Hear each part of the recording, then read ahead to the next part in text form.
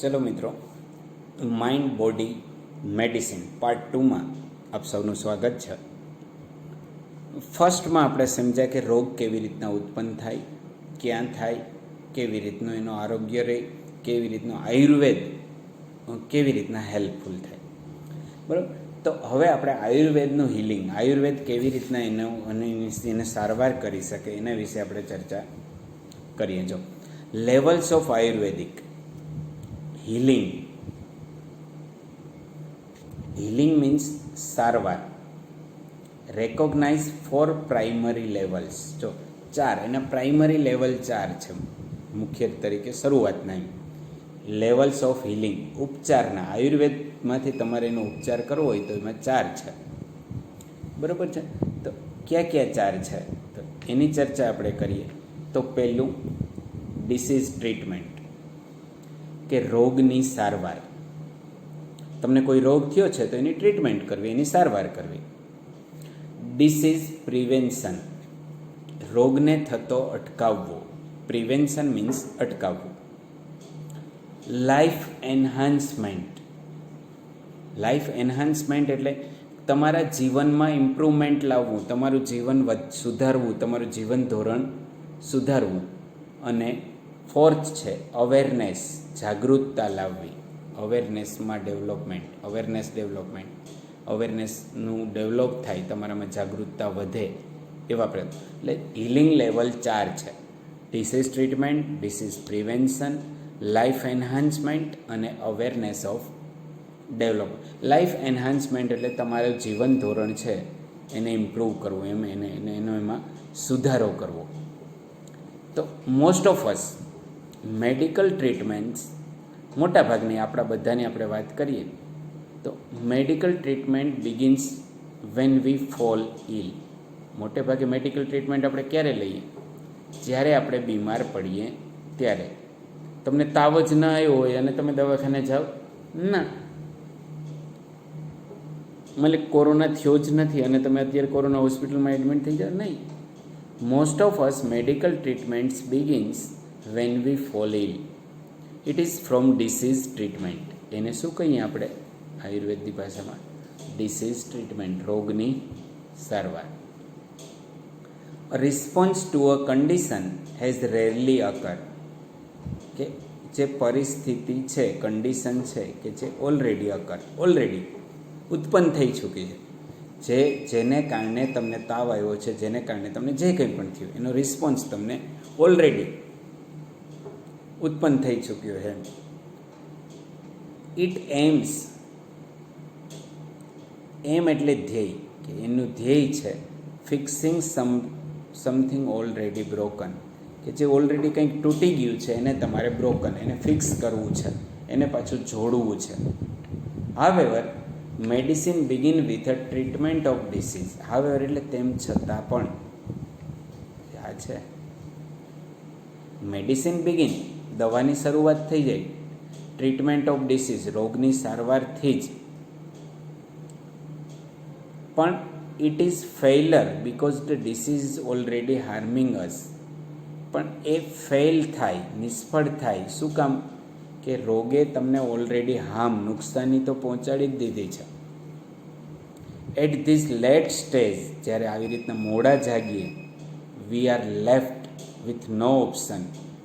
આપણી પાસે કોઈ ઓપ્શન ન હોય યુઝિંગ ડ્રગ્સ, દવાનો ઉપયોગ કરવા સિવાય, સર્જરી વધારે હોય તો એવું ઓપરેશન કરાવ્યા સિવાય, which may have many side effects in a long run. આગળ જતાં ઘણી બધી એવી સાઇડ ઇફેક્ટ્સ ઉત્પન્ન થાય. આપણી પાસે ઓપ્શન જ નથી હોતું. આપણે એટલા મોડા જાગેલા હોઈએ કે આપણે સર્જરી કરાવવી જ પડે અથવા આપણે એ દવા લેવી જ પડે. માની લો કે દવાઓમાં ઘણી બધી દવાઓ એવી છે, માની લો કે જસ્ટ સ્ટીરોઇડ છે, એક દવાનો પ્રકાર છે, એને તમને ઘણી બધી સાઇડ ઇફેક્ટ થાય. પણ તમે એ લેવલ ઉપર પહોંચી ગયા છો કે તમારે એ દવા લેવા સિવાય છૂટકો જ નથી. એ લેવલ ઉપર પહોંચી ગયા કે સર્જરી, ઓપરેશન કરાવ્યા સિવાય છૂટકો જ નથી, પણ એની ઘણી બધી સાઇડ ઇફેક્ટ પડે છે આપણી ઉપર. એટલે રોગને થતો અટકાવવો, સારવાર તો પછીની વાત છે. આપણે તો શું કરવું જોઈએ? એને પ્રિવેન્શન, એને અટકાવવો જોઈએ. Higher level of healing aims at preventing disease. જો મેં તમને હમણાં કીધું ને, એ જ આવીને ઊભું રહ્યું કે આરોગ્ય આયુર્વેદનું મોટું એક કામ એ છે કે હિલિંગ, તમને ઉપચાર કરવો. Preventing disease before they manifest એટલે કે એ દેખાય, રોગ દેખા દે એ પહેલાં જ એને અટકાવી દેવો, એ આયુર્વેદનું એમ છે. To reach this stage we ought to consider the fact of our lifestyle. To reach this stage, જો આ સ્ટેજ ઉપર પહોંચવા માટે આપણે આપણી જાતને કન્સિડર કરવી પડે, સ્વીકારવું પડે ફેક્ટ ઓફ અવર લાઈફસ્ટાઈલ, કે આપણી લાઈફસ્ટાઈલ કેવી છે. વહેલું સૂઈ જાઉં, વહેલું ઉઠવું એક સારી લાઈફસ્ટાઈલ હોય, પણ રાતે 2 વાગ્યા સુધી જાગ્યું રહેવું તો એ રોંગ લાઈફસ્ટાઈલ કહેવાય. આપણું એન્વાયરમેન્ટ, આપણે જ્યાં રહીએ છીએ ત્યાંનું વાતાવરણ કેવું છે, આપણે કેવું કામ કરીએ છીએ, આપણી સાયકોલોજીકલ, આપણી માનસિક પરિસ્થિતિ કેવી છે, એ બધી આપણે કન્સિડર કરવી પડે, આપણે એક્સેપ્ટ કરવું પડે. વી મસ્ટ એલિમિનેટ, આપણે એલિમિનેટ કરવું પડે. તમે જોજો ખતરો કે ખિલાડી તમે જોતા હો સિરિયલ, તેમાં એલિમિનેટ એવો શબ્દ આવતો, ખબર છે કે હવે આમાંથી આ વ્યક્તિ એલિમિનેટ થશે, દૂર થશે. Wrong factors in our daily lifes, આપણે દૈનિક જીવનમાં જે ખરાબ પાછા છે એને આપણે એલિમિનેટ કરવા પડે, એને આપણે દૂર કરવા પડે, એને આપણે જતા કરવા પડે. ધેટ મેક્સ અસ હેલ્પલેસ, એવા પાછા કે જેને કારણે આપણે હેલ્પલેસ થઈએ, લાચાર બનીએ, અને એ આપણને ક્યાં લઈ જાય? ડિસીઝ તરફ, રોગ તરફ લઈ જાય. એને આપણે આપણી લાઈફમાંથી એલિમિનેટ કરવા પડે, આપણે દૂર કરવા પડે. ટુ સમ એક્સટેન્ટ, કંઈક અંશે. વી આર ઓલરેડી સિક, આપણે વી ઓલવેઝ સિક, ઓલરેડી નહીં, કે આપણે હંમેશા બીમાર હોઈએ, because our lifestyle, life itself is unstable. કારણ કે આપણી લાઈફ જ અનસ્ટેબલ હોય છે. આપણી લાઈફમાં જ નિયમિતતા નથી હોતી. There are always some disease attack us, એટલે એના લીધે કંઈક ને કંઈક રોગો આપણી ઉપર એટેકિંગ, હુમલા કરી જાય. Particular in change off season, ખાસ કરીને ક્યારે સિઝન બદલતી હોય ત્યારે. ઇન ધ એઝિંગ પ્રોસેસ, એઝિંગ પ્રોસેસ એટલે તમે યુવાન હો ત્યારે તો વાંધો નથી, જ્યારે તમારામાં વૃદ્ધત્વ તરફ તમે જતા હો ત્યારે પણ એ પ્રશ્ન આવે કે ઘણા બધા એવા રોગ તમારી ઉપર એટેક કરે. Health is a matter of કન્ટિન્યુઅલ adjustment, કે આરોગ્ય છે ને એક મેટર છે કે સતત એડજસ્ટમેન્ટ કરવાની વાત છે. સતત તમારે તમારી જાતને શું કરવું પડે? એડજસ્ટમેન્ટ કરવું પડે. લાઈક નેવિગેટિંગ અ શીપ, સતત, માની કે દરિયામાં કોઈ શીપ હોય, હકાવતા હોય, એને સતત નેવિગેટિંગ કરવું પડે. નેવિગેટિંગ એટલે કે એને યોગ્ય દિશામાં લઈ જવું પડે. સતત એને પેલું હોય ને, તમે શીપ હકાવતા હોય ત્યારે પેલો ચકરડું જેવું હોય, આમ ફેરવી અને સ્ટેરિંગ ટાઈપ હોય, એને યોગ્ય દિશા આપવી જ પડે, સતત આપતી રહેવી પડે. અવર હેલ્થ ઇઝ ઓનગોઈંગ કન્સર્ન, કે આપણું આરોગ્ય પણ સતત એ રીતના ઓનગોઈંગ. તમે યુવાનીના દિવસોમાં જે જમતા હોય ને જે રીતના કરતા હોય એવું તમારી એઝિંગ પ્રોસેસ પ્રમાણે તમારે એમાં ચેન્જ લેવા જ પડે, લઈ આવવા જ જોઈએ. Third level of treatment is life enhancement therapy. તમારું જીવન છે એમાં કેમ ગુણવત્તા આવે, કેમ સુધારો થાય, એ થર્ડ લેવલ છે. પહેલું ડિસીઝ ટ્રીટમેન્ટ, કે રોગની સારવાર. બીજું ડિસીઝ પ્રિવેન્શન, રોગને થતો અટકાવવો. એના માટે આપણે હમણાં આગળના પેરેગ્રાફમાં ચર્ચા કરી એ રીતના. Third level life enhancement, which aims improving vitality. એનો એમ છે કે તમારામાં ઇમ્પ્રૂવ કરવું, વાઇટાલિટી, તમારામાં એનર્જી ઇમ્પ્રૂવ કરવી. જો આયુર્વેદમાં ઘણું બધું તમને કહે કે આ ખાવું જોઈએ, આ ખાવું જોઈએ, આમ છે તેમ છે. આયુર્વેદમાં ક્યારેય કીધું કે પીઝા ખાવા જોઈએ, બર્ગર ખાવા જોઈએ? અનેબલિંગ અસ ટુ લીવ લોંગર, એના લીધે તમને અનેબલ બનાવે. અનેબલ એટલે કેપેસિટી તમારા બનાવે કે તમે લાંબુ જીવન જીવી શકો. It does not merely prevent disease. એ માત્ર મિયરલી મતલબ કે માત્ર ડિસીઝ રોગને અટકાવતું નથી, but shows us how to increase our positive energy. પણ આપણી પોઝિટિવ એનર્જી કેવી રીતના ઇન્ક્રીઝ કરવી, ઇન્ક્રીઝ એટલે પોઝિટિવ એનર્જીમાં કેવી રીતના વધારો કરવો એ તમને બતાવે છે. Ayurveda aims at creating health. આયુર્વેદનો એમ છે, એમ એટલે ધ્યેય છે, ક્રિએટિંગ હેલ્થ, કે તમને તંદુરસ્ત હેલ્થ આરોગ્ય આપવું. અવોઇડિંગ ડિસીઝ, કે તમે રોગને અવોઇડ કરો, ને હેલ્પિંગ અસ લીવ લોંગર, તમે લાંબુ જીવો ને, એ જ એનો એમ છે આયુર્વેદનો. Fourth level, Ayurveda healing. એમાં તમને અવેરનેસ ડેવલપમેન્ટની વાત છે. અવેરનેસ, સજાગતા, જાગૃતતા, એનો વિકાસ. તમને ખબર હોવી જોઈએ કે આ ખાવાથી આમ થશે, આ ખાવાથી આમ થશે. મેં ક્યાંક વાંચેલું છે કે સાંજે છાશ અને દહીં ન ખાવા જોઈએ, એનાથી સાંધાના દુખાવા થાય. માની લો કે આપણા વિસ્તારમાં આપણે જોઈએ તો દરેકને મોટી ઉંમરના લોકોને શું થાય છે કે એને જોઈન્ટ, ગોઠણ, હાથ પગ, એના જોઈન્ટ હોય એમાં દુખાવા થાય.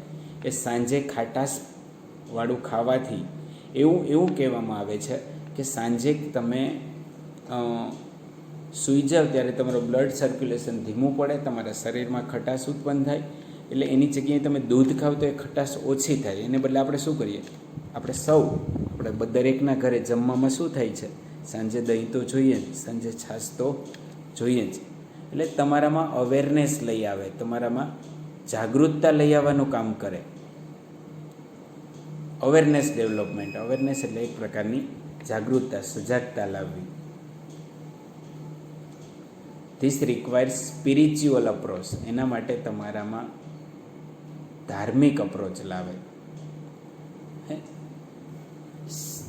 શ્રાવણ મહિનો આવે ત્યારે જ કેમ ઉપવાસને આવે, તો કે ચોમાસામાં તમારી પાચન શક્તિ થોડી મંદ પડી ગઈ હોય, એટલે ઓછું ખાવ તો તમને પચવામાં તકલીફ ન પડે, એટલે એને આપણે જોડી દીધું ધાર્મિક સાથે.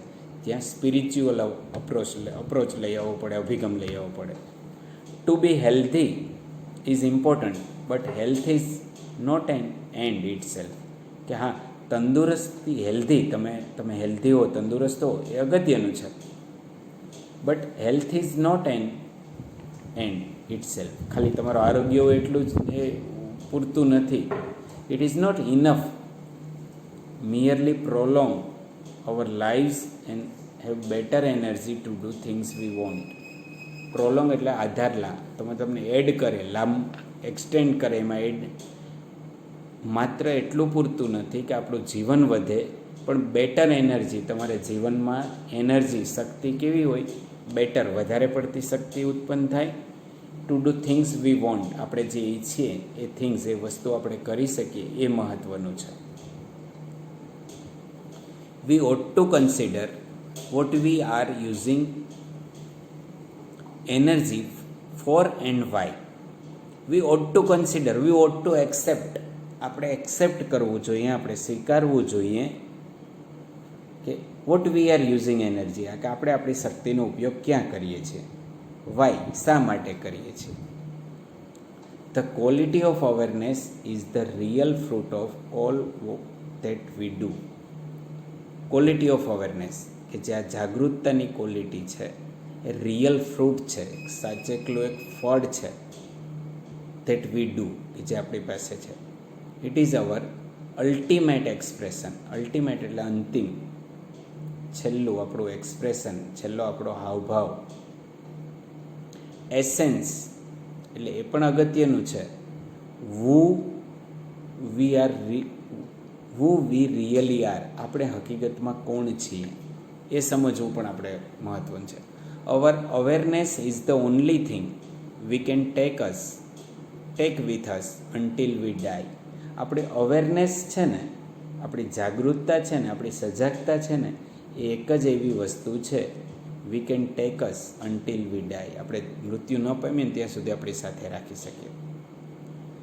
It continuous two grow even when the body and mind decline.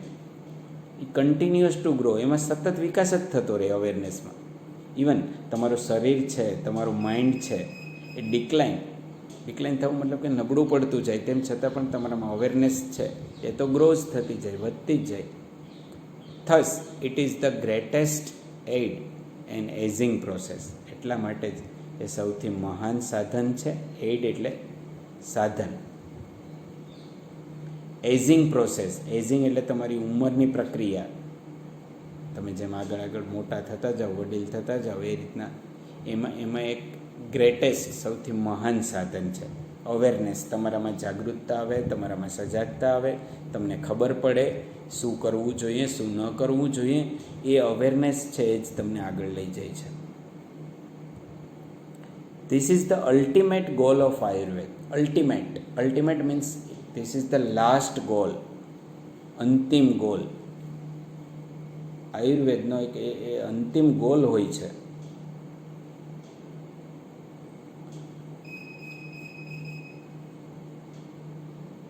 Which AIIMS releasing અસ, કે એનો એમ છે કે તમને રિલીઝ કરે છે.